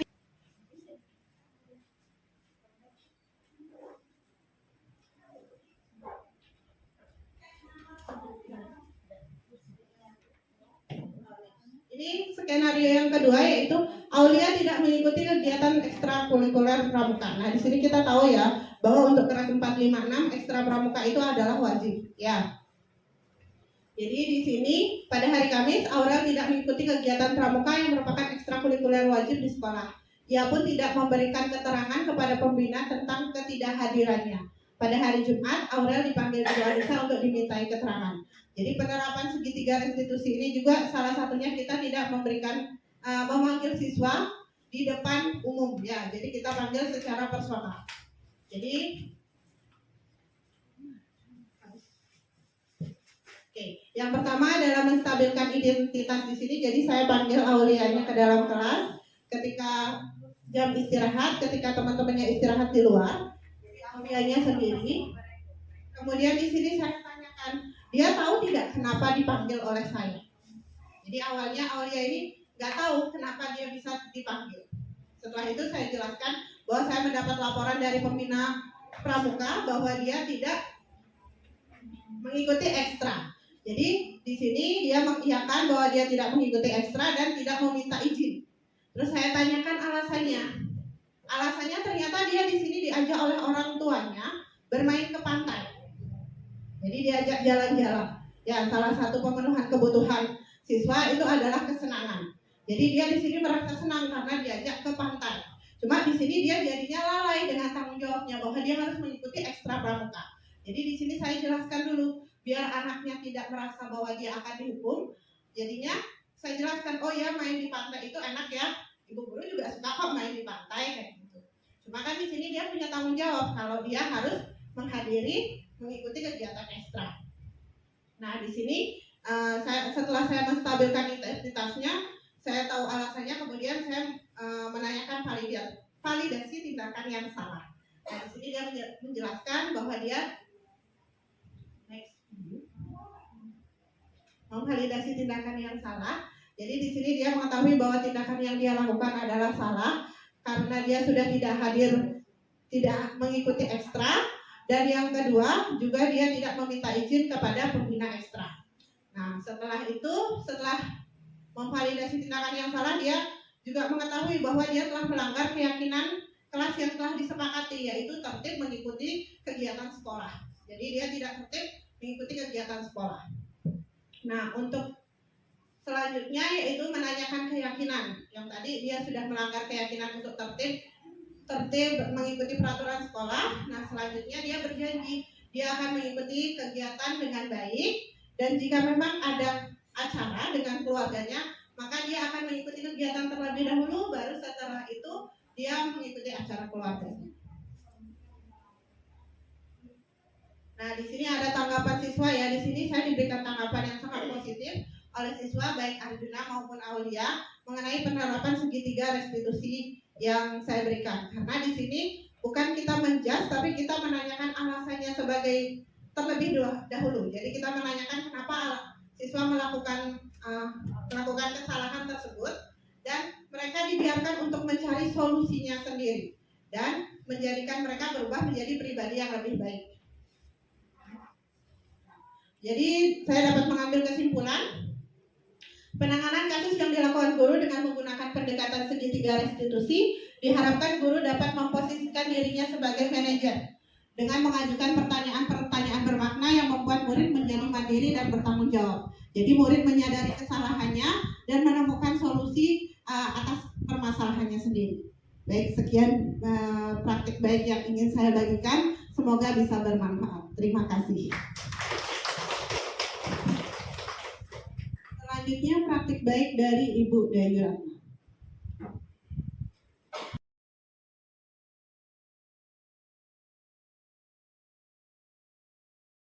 Restitusi tadi jelaskan itu adalah suatu proses dialog yang dijalankan oleh guru atau orang tua agar dapat menghasilkan murid yang mandiri dan bertanggung jawab. Proses dialog ini digambarkan pada ketiga sisi pada segitiga restitusi.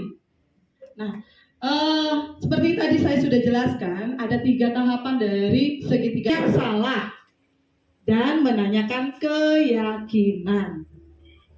Ya. Oke, kita akan membahas tentang kasus video. Nah, tetapi di saat hari Senin dia lupa membawa topi dan dasi. Jadi saya tanyakan dulu. Pertama dia datang dengan nunduk, dia takut. Takut kenapa? Alasannya dia takut karena topinya tidak bawa, topi dan dasinya tidak bawa. Padahal sudah saya jelaskan, kemarin ada temannya yang lupa juga. Akhirnya kita tanyakan lagi, kira-kira alasan kamu apa? Nah di situ nanti ada validasi tindakan yang salah. Kita menanyakan apa kesalahan yang dia lakukan. Dia bercerita bahwa ya Bu, saya nanti kesalahan saya tidak memakai topi dan dasi. Itu karena dia terburu-buru. terburu-buru ke sekolah, jadi dia lupa mengambil. Tapi dia sudah bagus, tidak terlambat datang. Hanya kesalahan dia tidak pakai topi dan dasi. Saya tanyakan, keyakinan kelas apa yang sudah dia langgar? Apakah dia melanggar atau tidak? Ternyata dia melanggar. Dia akui dia melanggar, yaitu disiplin. Nah, dia langsung memberikan testimoni. Sahla adalah siswa kelas 5B di SD Negeri 27 Pemecutan. Pada hari Jumat, Sahla marah-marah dan tidak terima pekerjaannya selalu dicontek oleh temannya di kelas. Sahla pun marah, memaki dan tidak dapat menahan emosinya. Pertama, menstabilkan identitas.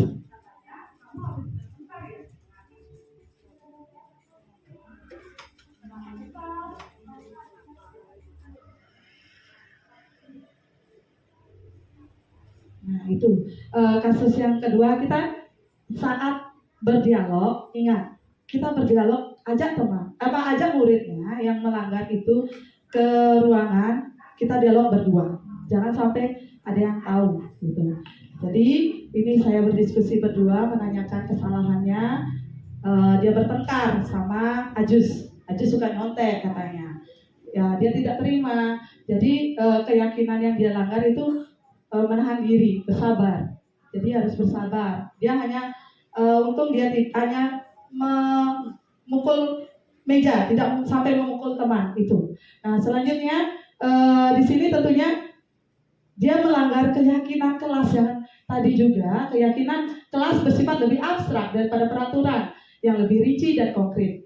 Keyakinan kelas berupa pernyataan universal. Pernyataan keyakinan kelas senantiasa dibuat dalam bentuk positif. Keyakinan kelas hendaknya tidak terlalu banyak sehingga mudah diingat dan dipahami oleh semua warga kelas. Keyakinan kelas sebaiknya sesuatu yang dapat diterapkan di lingkungan tersebut, dan semua warga kelas hendaknya ikut berkontribusi dalam pembuatan keyakinan kelas lewat kegiatan curah pendapat. Nah, ini sudah saya lakukan dan terapkan di kelas, melakukan keyakinan kelas. Silakan.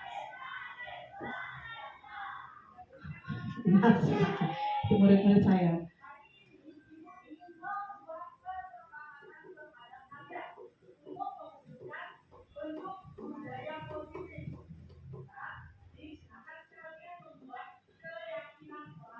Kita mengajak anak-anak untuk membuat keyakinan apa yang ingin mereka buat. Nah, saya siapkan sticky note. Saya kasih semua ke anak-anak satu-satu untuk menuliskan. Saya ingin kelas yang aman, nyaman itu seperti apa? Oh, mungkin dia tidak ingin kelasnya kotor. Akhirnya mereka menulis, semua menulis tanpa kecuali. Ya, Bapak Ibu bisa terapkan nanti. Pertama, lakukan itu dulu. Ya, kita jelaskan dulu. Nah, setelah mereka tulis, nanti mereka akan menempelkan ke papan. Boleh disiapkan kertas manila, ya. Kita bergiliran untuk anak-anak menempelkan kesepakatan yang ingin mereka wujudkan. Nah, setelah itu, setelah tertempel semua, baru nanti di situ anak-anak akan saya ajak satu atau beberapa perwakilan untuk membacakan kira-kira apa yang dia inginkan. Dan saya meminta, kemarin sudah 3 orang saya meminta, cuma saya ambil 1. Dia ingin kelas yang bersih. Ini bernama Kensi. Ya. Nah, Kensi akan membacakan keyakinan kelas yang dia buat itu, saya ingin apa. Nah, dia di sini menginginkan kelas yang bersih. Dia ingin kelas itu bersih. Jadi diharapkan anak-anak tidak buang sampah sembarangan. Nah, itu sih saling menghargai dan banyak. Ya, ada 8. Lalu selanjutnya, nah di situ, jadi di sini saya lihat untuk menciptakan budaya positif, kita perlu membuat sebuah keyakinan kelas. Nah, tadi itu keyakinan kelas, ini beberapa caranya kita buat. Ajak anak-anak menulis keyakinan kelas apa yang dibuat, lalu suruh anak-anak tempelkan dan bila perlu ditandatangani. Lalu kita tempelkan itu budaya kelas di kelas masing-masing supaya mereka mengingat, oh iya saya buat ini, oh saya melanggar ini. Jadi anak-anak ingat dia apa yang sudah dia langgar dan apa yang harus dilakukan. Mungkin seperti itu saja praktik baik yang sudah saya lakukan. Saya ucapkan terima kasih. Om Santi Santi.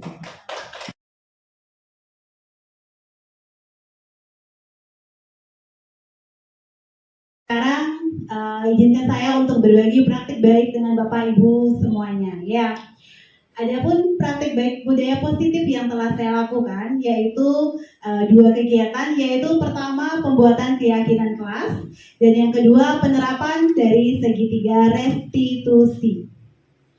Baiklah, untuk praktik baik yang pertama yaitu pembuatan keyakinan kelas. Bapak Ibu silakan menyaksikan video dari proses pembuatan keyakinan kelas di kelas 5A. Adapun langkah-langkahnya step by step. Pertama, menjelaskan mengapa keyakinan kelas tersebut dibuat. Dan berikutnya, mereka pada sticky note yang telah saya bagikan sebelumnya, semua siswa tanpa terkecuali membuat keyakinan yang ingin mereka buat di kelas.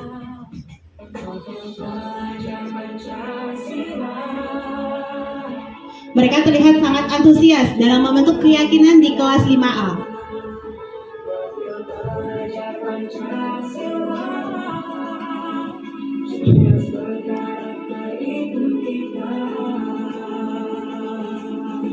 Setelah mereka membuat keyakinan kelas masing-masing, mereka secara bergiliran menempelkan ke depan di papan tulis.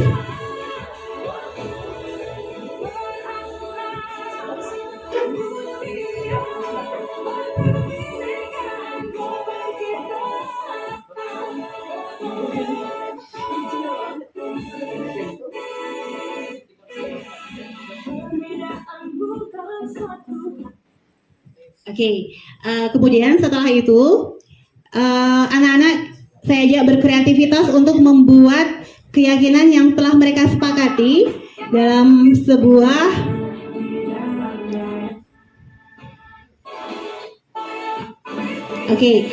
setelah anak-anak selesai menempelkan di papan, kemudian saya ajak mereka berkreativitas membuat keyakinan kelas itu dalam sebuah pajangan, kemudian ditempelkan dipajang di dinding kelas.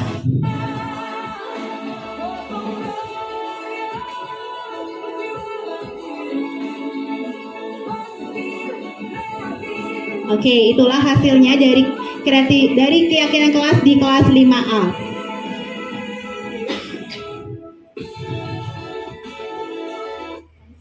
Oke, praktik baik yang kedua yang saya lakukan adalah penerapan segitiga restitusi terhadap kasus-kasus yang saya alami di kelas.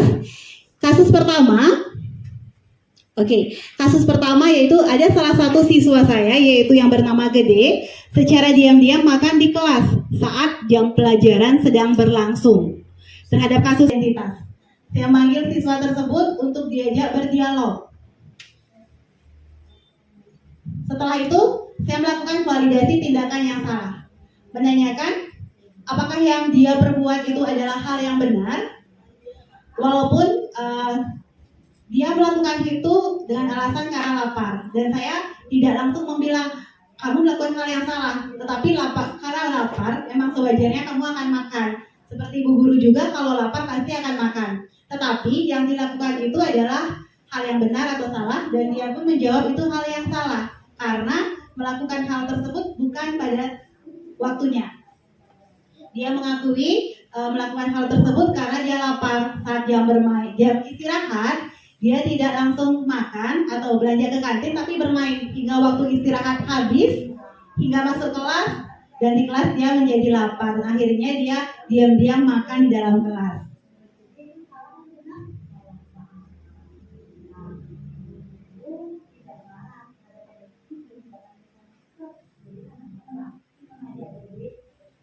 Oke, yang terakhir adalah langkah ketiga menumbuhkan keyakinan.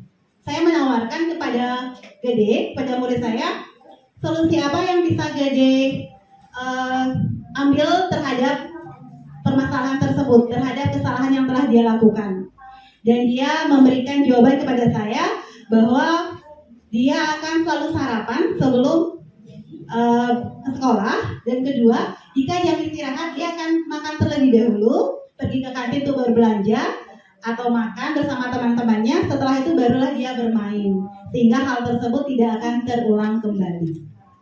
Oke, itulah penerapan segitiga restitusi pada kasus pertama yang telah saya alami. Baiklah, di sini saya akan berbagi penerapan segitiga restitusi terhadap kasus kedua, yaitu saat ulangan matematika, salah seorang siswa saya bernama Megita membuat keributan di kelas karena dia memukul meja dan memarahi temannya Wira. Dari hal tersebut, saya melakukan segitiga restitusi kembali untuk menyelesaikan kasus tersebut. Nah, kembali saya memanggil siswi tersebut dan berdialog bersama dia untuk menyelesaikan masalah itu, yaitu pertama dengan menstabilkan identitas. Sama seperti kasus pertama, saya mengajak dia berdialog, menanyakan alasan dia melakukan hal tersebut. Dan dia mengatakan dia marah kepada temannya karena berulang kali dia menyontek pekerjaannya, padahal dia belajar dengan baik sebelumnya agar bisa menjawab soal ulangan, namun temannya dengan seenaknya menyontek pekerjaannya. Hal itu membuat dia marah, tidak terima karena temannya seenak hati menyontek pekerjaannya dia. Kemudian karena dia emosi, dia memukul meja dan memarahi temannya. Nah, di sini saya tidak membilang dia kamu telah salah, tapi saya kembali memvalidasi tindakannya bahwa yang dia lakukan itu memang karena dia emosi. Tetapi kemudian saya menanyakan, apakah hal tersebut memang adalah hal yang benar atau salah, walaupun itu karena membela dirinya.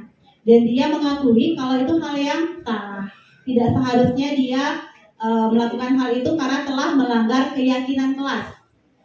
Dan dia mengatakan keyakinan kelas yang telah dia langgar adalah menjaga ketertiban di kelas serta menghormati orang lain. Kemudian saya melakukan langkah ketiga, yaitu menumbuhkan keyakinan, yaitu bersama-sama menanyakan solusi apa yang bisa siswi tersebut ambil untuk menyelesaikan permasalahan tersebut. Sehingga di kemudian hari dia tidak melanggar lagi keyakinan kelas yang telah disepakati di kelas secara bersama-sama.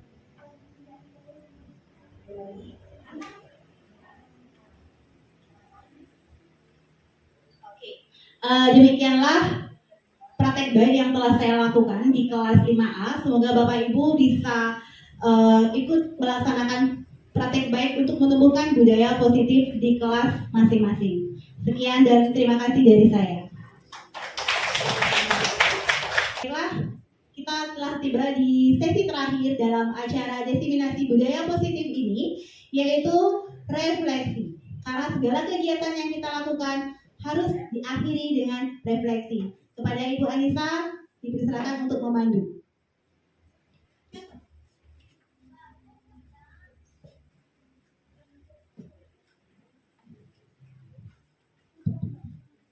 Baik Bapak Ibu, jadi benar sekali sekarang sudah sampai di penghujung acara ya. Jadi untuk kegiatan terakhir yaitu refleksi. Apapun kegiatan kita, benar kita harus refleksi. Jadi dari kegiatan diseminasi budaya positif, baik itu pemaparan materi maupun dari segi berbagi praktek baik dari rekan CGP, apakah saya di sini ada beberapa pertanyaan.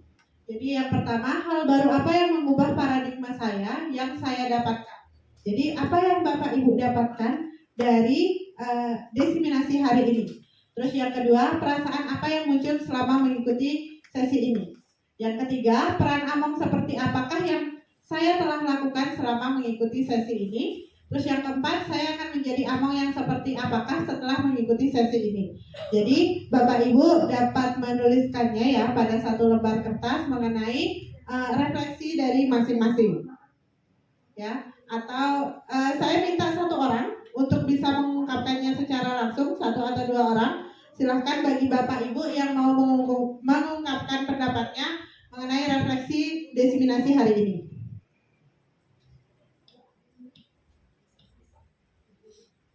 Oke, baik dari Bu Sagum ya. Silahkan Bu Sagum.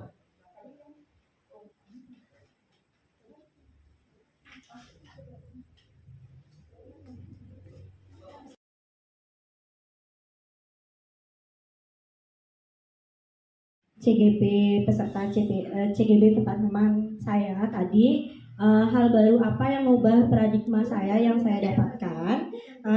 Yang pertama yang saya dapatkan di sini adalah saya mengetahui perbedaan antara hukuman, konsekuensi, dan restitusi. Nah, di mana setiap ada kasus atau permasalahan yang saya alami di kelas, lebih banyak saya memberikan hukuman atau konsekuensi kepada anak didik saya.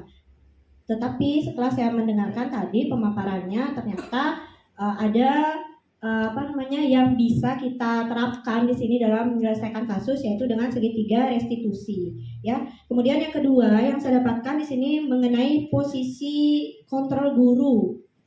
Nah, di mana di sini selama ini ternyata yang saya lakukan di sini, peran saya, posisi kontrol saya itu sebagai penghukum, teman, atau pemantau saja. Seharusnya diterapkan di sini kita sebagai guru seharusnya menggunakan posisi kontrol guru manajer dalam penerapan penyelesaian masalah, begitu ya. Kemudian yang kedua, perasaan apa yang muncul selama mengikuti sesi ini? Perasaan saya merasa sangat senang sekali dan pikiran saya terbuka di sini, tercerahkan dan sangat antusias dalam pemaparan tadi ya yang dijelaskan oleh CGP, di mana sangat antusias untuk ATM praktek baik yang disampaikan. Kemudian yang ketiga, peran AMONG-nya dan kedepannya saya berharap bisa mengambil peran sebagai manajer dan menyelesaikan masalah yang terjadi di dalam kelas saya, begitu ya. Kemudian kedepannya juga saya dapat menjadi guru yang lebih baik dalam pembelajaran dan menjadi contoh yang menuntun siswa dalam penerapan budaya positif di kelas maupun di sekolah secara umumnya. Terima kasih.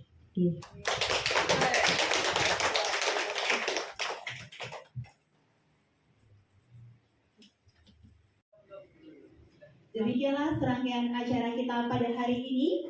Semoga apa yang kita laksanakan sekarang bisa bermanfaat bagi kita semua.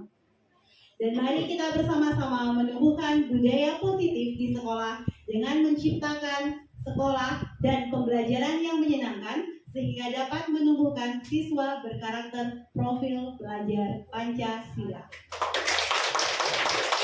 Kami dari CGB Angkatan 9 Kota Denpasar di SD Negeri 27 Pengmecutan meminta maaf yang sebesar-besarnya apabila dalam kegiatan hari ini ada hal atau kesalahan yang disengaja maupun tidak yang kami lakukan. Sekali lagi kami mohon maaf yang sebesar-besarnya. Dan akhir kata kami mengucapkan terima kasih yang sebesar-besarnya atas dukungan dan support dari rekan-rekan guru semuanya. Baiklah sebelum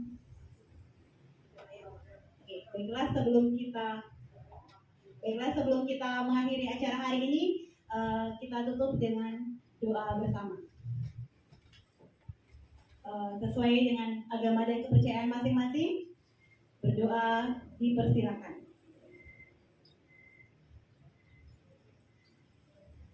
Berdoa selesai. Dan akhir kata saya tutup dengan menghaturkan Paramo Santi. Om Santi, Santi, Santi, Om. Wassalamualaikum warahmatullahi wabarakatuh. Salam Namo Buddhaya. Salam sejahtera bagi kita semua. Salam sehat dan bahagia.